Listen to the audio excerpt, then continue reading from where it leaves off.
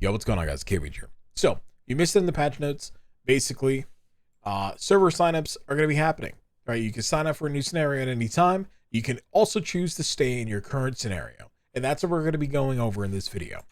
But basically, you'll have, instead of from the previously announced at launch, 6 weeks, now when you hit phase 6, phase 6 itself will last for an additional 30 days, right? Giving you plenty of time to be able to do anything. Like, let's say if you don't have a lot of time to play the game, it'll give you more than enough time to play the game at a pace that you're enjoying, and be able to complete the content that you feel is necessary. The only things that might be a little bit dicey is if you're playing on a PvE server, it will be a problem, because then that just means that you won't be able to do Prime Wars, because the server population will be a lot smaller.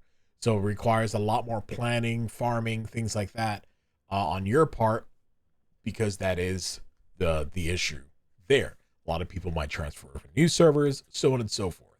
So from here, you can hit sign up, and you can choose to go to a PvP server or a PvE server. Evolution's Call, it'll tell you this is PvP, and then Manibus, this is going to be your PvE.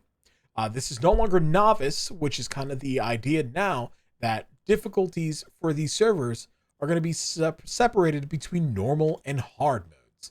So here we see that difficulty normal is basic survival difficulty, suitable for most players. And then when we go to hard mode, it's pollution zones in the wilderness cover larger areas and have a significant increase in contamination, energy, hydration, deplete twice as quickly. It's already fast, so it's kind of a pain in the ass here. Deviant stats, awareness, movement speeds, and attack frequency are increased, meaning that enemies are a lot smarter. The AI is better. I'm okay with that. And we're also looking for a 20% increase in Starcroom rewards from our seasonal goals and from obtaining purifying Eclipse Cortexes and Chaotic Cortexes. So that's change number 1. Change number 2, when it comes to entering a new season for these servers, is that they're going to be divided between builds. And that's, again, a pain in my ass, but I think it's a cool system, but a pain in my ass.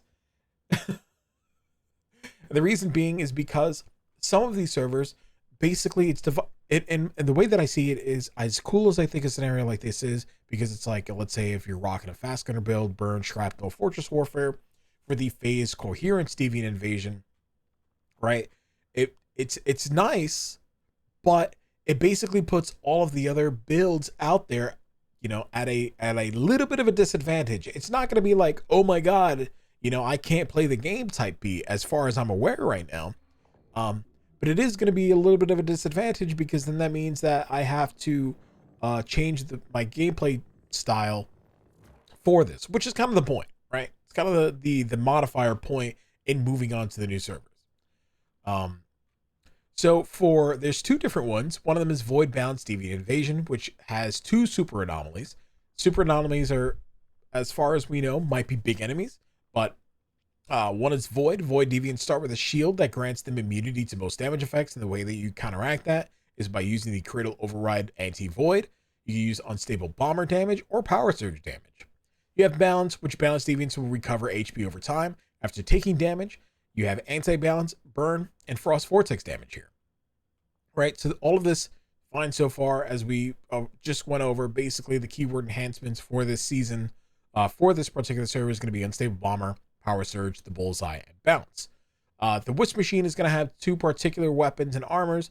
It's going to be Jaws and the Shaman Vulture Top, and there's going to be a brand new calibration style, which will be Frugal Style, which is pistols and snipers allow for ammo replenishment from missed shots. Again, cool stuff. I like what they're going for this. It's just, I kind of wish that this particular thing didn't necessarily mean that certain builds will be weaker than others in these particular server scenarios. Now we'll go over the other one, which is Phase and Coherence, which phase deviants have high damage reduction. You can use Anti-Phase or Shrapnel, Frost Vortex, Fortress Warfare. You have Super Anomaly Coherence, which is going to be Coherence deviants carry a coherence device, and while the device is intact, they're invincible. Countermeasures is Anti-Coherence for the Cradle, bounce damage, and damage on the Fast Gunner state. Right? If you guys are rocking Fast Gunner, you want to be able to get more Predator blueprints, that's going to be the main wish weapon here, which is the Predator. And we're also going to be looking into more of the Oasis mask. But there's also going to be a new calibration style, which is suits pistols and shotguns and can increase their keyword trigger chance through reloading. And I like that. So far, cool stuff being implemented. Again, as I'm going to go over one more time, I don't like the fact that it's kind of diversifying the builds, because like, let's say if I'm playing in a friend group and some of them built for one like particular thing, like let's say a lot of them built for unstable bomber or even power surge or the bullseye, me rocking fast gunner, I would be much suited better on another server than I would on the hard on phasal coherence than I would be on void balance. And that's kind of going to split the player base in a way that I don't think that they were intending, or it might bring the community together. Again, things might change once we actually are able to get into these servers. We're going to find out that tomorrow, which is going to be the 18th. So look out for the video on that.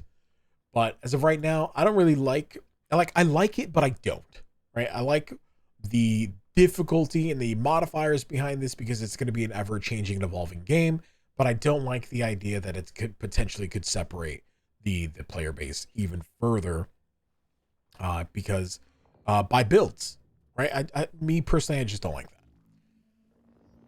that. Ultimately, I'm going to be going over to server, the hard mode server, because it will give us 20% more rewards, and it's going to be harder.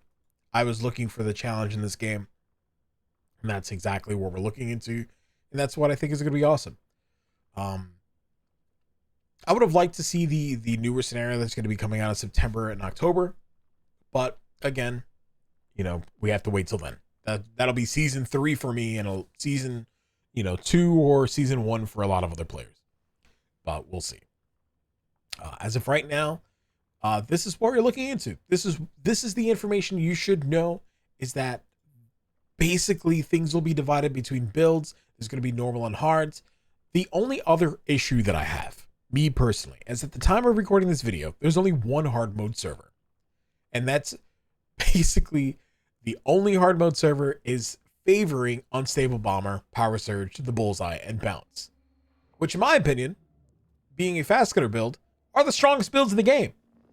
So I don't know. We'll see. We'll see how this works out. But I just wanted to give you guys this information ahead of time, just so that way you guys had it, and maybe you're not able to log into the game right away, and so on and so forth. But I want to know your thoughts.